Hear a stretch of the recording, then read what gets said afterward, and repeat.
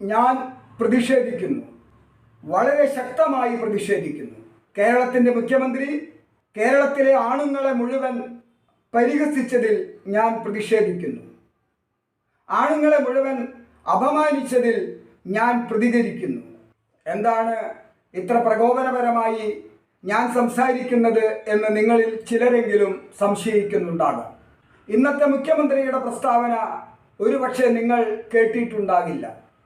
ഞാൻ ഈ പറയുന്നത് ആണുങ്ങളോട് മാത്രമല്ല, ആണും പെണ്ണും സമരസത്തിൽ കഴിയേണ്ട മഹത്തായ കുടുംബ സംസ്കാരത്തിൽ വിശ്വസിക്കുന്ന എല്ലാവർക്കും മുഖ്യമന്ത്രിയുടെ പ്രസ്താവനയിൽ ശക്തമായ പ്രതിഷേധമുണ്ടാകും.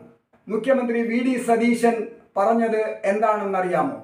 നഷ്ടത്തിലോടുന്ന ഏതു നിമിഷവും പൂട്ടിപ്പോകാവുന്ന KSRTCയിൽ കടം വാങ്ങി മുടിഞ്ഞ ഒരു ഭരണകൂടത്തിൻ്റെ പ്രതിനിധിയായ മുഖ്യമന്ത്രി KSRTC ബസ്സുകളിൽ സ്ത്രീകൾക്ക് സൗജന്യ യാത്ര അനുവദിച്ചിരിക്കുന്നു. നല്ല കാര്യം. നിത്യ കൂലിക്ക് പണിക്ക് പോകുന്ന വനിതകൾക്ക് തീർച്ചയായും അത് ഒരു സഹായം തന്നെയാണ്. പക്ഷേ എത്ര ശതമാനം വനിതകൾ കൃത്യമായി അതിനർഹരായവർ അതിൽ യാത്ര ചെയ്യും എന്ന് പരിശോധിക്കണം. UGC സ്കെയിലിൽ ശമ്പളം വാങ്ങുന്ന അധ്യാപകരും ഗസറ്റഡ് റാങ്കിൽ ജോലി ചെയ്യുന്ന സർക്കാർ ഉദ്യോഗസ്ഥരുമൊക്കെയാണ് കൂടുതലായി യാത്ര ചെയ്യുന്നത്. ഇപ്പോൾ സൂപ്പർ ഫാസ്റ്റിലും ഫാസ്റ്റിലുമൊക്കെ യാത്ര ചെയ്യുന്ന ആ ഉദ്യോഗസ്ഥകളായ സാമൂഹ്യ സേവകരായ വനിതകൾ ഇനി ഓർഡിനറി ബസ്സുകളിലേക്ക് യാത്ര മാറ്റും. കാരണം പലപ്പോഴും അവർ യാത്ര ചെയ്യുന്നത് തൃശ്ശൂരിൽ നിന്ന് എറണാകുളത്തേക്ക്, തൃശ്ശൂരിൽ നിന്ന് പാലക്കാട്ടേക്ക്, തൃശ്ശൂരിൽ നിന്ന് കോഴിക്കോട്ടേക്ക്, തിരുവനന്തപുരത്ത് നിന്ന് കോട്ടയത്തേക്ക്, തിരുവനന്തപുരത്ത് നിന്ന് കൊല്ലത്തേക്ക്, അങ്ങനെ ഒരു നഗരത്തിൽ നിന്ന് മറ്റൊരു നഗരത്തിലേക്ക് യാത്ര ചെയ്യുന്നവരാണ് ഉദ്യോഗസ്ഥരിൽ ഏറിയ പങ്കും. ആ ഉദ്യോഗസ്ഥകളായ വനിതകൾക്ക് ശരാശരി ഒരു ദിവസം 200 രൂപ ലാഭം കിട്ടും. അപ്പോൾ പ്രതിമാസം ഒരു 25 ദിവസമെങ്കിലും അവർ പോയാൽ അവർക്ക് 5000 രൂപയുടെ ലാഭമുണ്ടാകും, അഥവാ ശമ്പള വർധനവുണ്ടാകും. വളരെ നല്ല കാര്യം.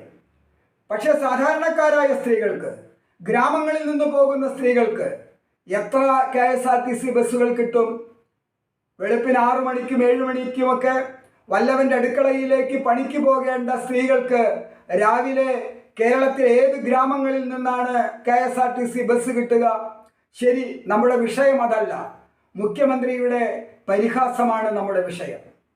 ആ സൗജന്യ യാത്രയുടെ ഉദ്ഘാടനം നിർവഹിച്ച് അല്പസമയം മുൻപ് കേരളത്തിൻ്റെ മുഖ്യമന്ത്രി പറഞ്ഞ വാചകങ്ങൾ ഇങ്ങനെയായിരുന്നു: സ്ത്രീകൾക്ക് സൗജന്യം അനുവദിച്ചാൽ ബാക്കി വരുന്ന പണം വീടുകളിൽ എത്തും. പുരുഷന്മാർക്ക് സൗജന്യം അനുവദിച്ചാൽ ബാക്കി വരുന്ന പണം വീടുകളിൽ എത്തുകയില്ല. പക്ഷെ അത് സർക്കാരിൻ്റെ കയ്യിൽ തന്നെ തിരിച്ചെത്തും. സർക്കാരിന് ലാഭമാണ്. പുരുഷന്മാർക്ക് കൊടുക്കുന്ന പണമൊക്കെ സർക്കാരിന് ലാഭമാണ് എന്നാണ് മുഖ്യമന്ത്രി പറഞ്ഞത്. ഈ സർക്കാരിന് ലാഭം കിട്ടുന്ന 2 കാര്യങ്ങളേയുള്ളൂ. എന്താണത്? ഒന്ന് കള്ള് വിൽപ്പന, മദ്യ വ്യാപാരം. മറ്റൊന്ന് ലോട്ടറി, ചൂതാട്ട വിൽപ്പന. ഇത് രണ്ടുമാണ് സർക്കാരിന് ലാഭമുണ്ടാകുന്ന സംഗതികൾ. അപ്പോൾ ആണുങ്ങളുടെ കയ്യിൽ വരുന്ന പണം അവർ ലോട്ടറി എടുത്തും കള്ളുകുടിച്ചും നശിപ്പിക്കും എന്നാണ് മുഖ്യമന്ത്രി പറഞ്ഞതിൻ്റെ അർത്ഥം. പ്രിയപ്പെട്ട മുഖ്യമന്ത്രി, നിങ്ങൾ അറിയുക, കേരളത്തിലെ മദ്യപിക്കുന്ന പുരുഷന്മാരുടെ ശതമാനം ഇപ്പോഴും 50% താഴെയാണ്. ഏതാണ്ട് 30% സ്ത്രീകളും മദ്യപിക്കുന്നുണ്ട്, ലഹരികൾക്ക് അടിമകളാകുന്നുണ്ട്. കണ്ടില്ലേ, കഴിഞ്ഞ ദിവസം കേരളത്തിൽ നിന്ന് വിശ്വസുന്ദരിയാകാൻ പോയ പെണ്ണ് 10 കോടി രൂപയുടെ കഞ്ചാവുമായി വിമാനത്താവളത്തിൽ അറസ്റ്റിലായത്? മലയാളി വനിതകൾക്ക് അഭിമാനിക്കാൻ ഇതിലും വലിയ സ്ത്രീ ശാക്തീകരണമുണ്ടോ? ഞാനിത് സ്ത്രീകളെ അടച്ചാക്ഷേപിക്കുകയല്ല. പുരുഷന്മാരിലും സ്ത്രീകളിലുമൊക്കെ വന്യ സ്വഭാവം വർദ്ധിച്ചിരിക്കുന്നു. കഴിഞ്ഞ ദിവസങ്ങളിൽ എന്താ കേട്ടത്? എത്ര പിഞ്ചു കുഞ്ഞുങ്ങളെ പെറ്റ അമ്മമാർ വലിച്ചെറിഞ്ഞു കൊന്നുകളഞ്ഞു. കഴിഞ്ഞ ദിവസം അമ്മയുടെ സുഹൃത്തായ വനിതയാണ് ഒരു 14-കാരിയെ 1 വർഷം പീഡിപ്പിച്ചത്. ആണ് പെണ്ണിനെയല്ല, പെണ്ണ് പെണ്ണിനെ, ഒരു കൊച്ചുകുട്ടിയെ അവളുടെ വിക്രിയകൾക്ക് വേണ്ടി അവൾ പിച്ചി ചീന്തി. അതുകൊണ്ട് കേരളത്തിലെ സ്ത്രീകളെ മുഴുവൻ നമ്മൾ അടച്ചാക്ഷേപിക്കണം. അപ്പോൾ ആണും പെണ്ണും തമ്മിലുള്ള വ്യത്യാസം, അത് ഏറ്റവും പരമാവധി ആ വ്യത്യാസം സൃഷ്ടിച്ച് ആണിനെയും പെണ്ണിനെയും അകറ്റേണ്ടത് കമ്പോളത്തിൻ്റെ ആവശ്യമാണ്. കമ്പോളമാണ് ഇന്ന് കാണുന്ന സ്ത്രീ ശാക്തീകരണത്തിൻ്റെ പുറകിലുള്ളത്. എന്നോട് ആരും കലഹിക്കരുത്, ഞാനൊന്ന് ചോദിച്ചോട്ടെ. നമ്മുടെ വീടുകളിൽ നിന്ന് ആണും പെണ്ണും പുറത്തിറങ്ങുമ്പോൾ ആരുടെ ശരീരത്തിലാണ് ഏറ്റവും കൂടുതൽ പണം ചെലവഴിച്ചിട്ടുണ്ടാകുക? ആടയാഭരണങ്ങൾക്ക്, വില കൂടിയ വസ്ത്രങ്ങൾക്ക്, സൗന്ദര്യവർദ്ധക വസ്തുക്കൾക്ക്, ചെരുപ്പിന്. ഇതൊക്കെ നമ്മളൊന്ന് പരിശോധിച്ചാൽ ആണിനാണോ പെണ്ണിനാണോ ശരീരത്തിൽ കൂടുതൽ പണം ചെലവാക്കിയിട്ടുണ്ടാകുക? ഒരു സംശയവും വേണ്ട. ഏത് സാധാരണ സ്ത്രീ പുറത്തേക്ക് ഇറങ്ങുമ്പോഴും ലക്ഷങ്ങൾ അവളുടെ ശരീരത്തിൽ വില കൂടിയ വസ്ത്രങ്ങളും ആഭരണങ്ങളും സൗന്ദര്യവർദ്ധക വസ്തുക്കളുമായി അവൾ ചെലവഴിച്ചിട്ടുണ്ടാകും. ഇനി ഒരു മാളിലേക്ക് ഭാര്യയും ഭർത്താവും കൂടെ ഒന്ന് പോവുക. അവിടെ നിന്ന് ഒരു 10,000 രൂപയുടെ സാധനങ്ങൾ രണ്ടാളും കൂടെ വാങ്ങുക. വീട്ടിൽ വന്ന് അതൊന്ന് പരിശോധിക്കുക. അപ്പോൾ വീട്ടിലേക്ക് ആവശ്യമുള്ള വസ്തുക്കൾ ഏറ്റവും കൂടുതൽ വാങ്ങിയിട്ടുള്ളത് ആരായിരിക്കും? ഉത്തരം ഞാൻ പറയുന്നില്ല, നിങ്ങൾക്കറിയാം. അപ്പോൾ കമ്പോളത്തിൻ്റെ ആവശ്യമാണ് സ്ത്രീയുടെ കയ്യിൽ കൂടുതൽ വരുമാനം ഉണ്ടാക്കുക എന്നത്. ഒരു കുടുംബത്തിനും അതുകൊണ്ട് മേന്മ കിട്ടും എന്ന് ഞാൻ കരുതുന്നില്ല. അപൂർവം ചില കുടുംബങ്ങൾ സ്ത്രീയുടെ വരുമാനം കൊണ്ട് മുന്നോട്ട് പോകുന്നുണ്ടാകാം. മഹാഭൂരിപക്ഷം കുടുംബങ്ങളിലും സ്ത്രീയുടെ വരുമാനം ഒന്നുകിൽ സമ്പാദ്യമായി മാറുന്നു, അല്ലെങ്കിൽ വില കൂടിയ വസ്തുക്കൾക്ക് വേണ്ടി ചിലവഴിക്കപ്പെടുന്നു. ഇത് അടച്ചാക്ഷേപിക്കലല്ല. മുഖ്യമന്ത്രി സത്യം തിരിച്ചറിയുക. നിങ്ങളൊരു വസ്തുതാപരമായ കണക്കുകൾ ശേഖരിക്കുക. കേരളത്തിലെ മഹാഭൂരിപക്ഷം കുടുംബങ്ങളും ഇപ്പോഴും പുരുഷന്റെ വരുമാനം കൊണ്ടാണ് കഴിയുന്നത്.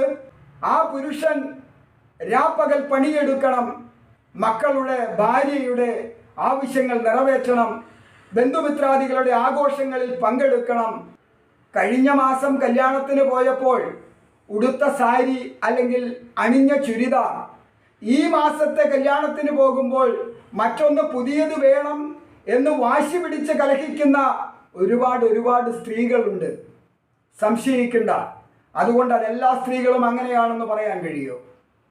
ഇപ്പോൾ കുടുംബസ്നേഹം എന്ന് പറയുന്നത് ആണും പെണ്ണും ഒരേ മനസ്സോടെ ഒന്നിച്ചു പോകുന്ന ഒരു വലിയ സംസ്കാരമാണ്. ആ സംസ്കാരത്തിൽ ജീവിക്കുന്ന കുടുംബങ്ങളിൽ ആണിൻ്റെ കയ്യിൽ പണം കിട്ടിയാലും പെണ്ണിൻ്റെ കയ്യിൽ പണം കിട്ടിയാലും അത് കുടുംബത്തിന് ഉപകരിക്കും എന്ന സത്യം മുഖ്യമന്ത്രി തിരിച്ചറിയണം. ആണുങ്ങൾ മുഴുവൻ ലോട്ടറി എടുക്കുന്നവരും കള്ളു കുടിക്കുന്നവരുമാണ് എന്ന മുഖ്യമന്ത്രിയുടെ പരിഹാസം മുഖ്യമന്ത്രി പിൻവലിക്കണം. കേരളത്തിലെ ആണുങ്ങളോട് മാത്രമല്ല, കുടുംബസ്നേഹികളായ മുഴുവൻ കുടുംബങ്ങളോടും, ഇപ്പോഴും ആണ് അധ്വാനിക്കുന്ന കഷ്ടപ്പെടുന്ന കുടുംബങ്ങളോട് മുഖ്യമന്ത്രി മാപ്പ് പറയണം. ഇല്ലെങ്കിൽ മുഖ്യമന്ത്രി സംശയിക്കേണ്ട, ആണും പെണ്ണും പ്രതികരിച്ചിരിക്കും. ഈ കേരളത്തിൻ്റെ മുഖ്യമന്ത്രി കസേര എന്ന് പറഞ്ഞാൽ അതിലങ്ങോട്ട് കയറിയിരുന്നാൽ ആരെ വേണമെങ്കിലും എന്തും പറയാമെന്ന ധാർഷ്ട്യമാണോ? അങ്ങനെ പറഞ്ഞ വീട്ടിൽ പോയി ചോദിക്കാൻ പറഞ്ഞ മുഖ്യമന്ത്രിക്ക് കിട്ടിയ അനുഭവം എന്താണെന്നറിയാമല്ലോ. അനുഭവങ്ങൾ പാഠങ്ങളാകണം. അത് തനിക്കുണ്ടായാലും മറ്റുള്ളവർക്കുണ്ടായാലും. അതുകൊണ്ട് ധാർഷ്ട്യത്തിൻ്റെ പരിഹാസത്തിൻ്റെ ഭാഷ തുടക്കത്തിൽ തന്നെ മുഖ്യമന്ത്രി ഉപേക്ഷിക്കണം. നിങ്ങളിൽ നിന്ന് ആഗ്രഹിക്കുന്നത് വ്യത്യസ്തനായ ഒരു ഭരണാധികാരിയെയാണ്. അതുകൊണ്ട് ദയവായി മുഖ്യമന്ത്രി പരിഹാസ പ്രസ്താവന പിൻവലിച്ച് കേരളത്തോട് മാപ്പ് പറയാം.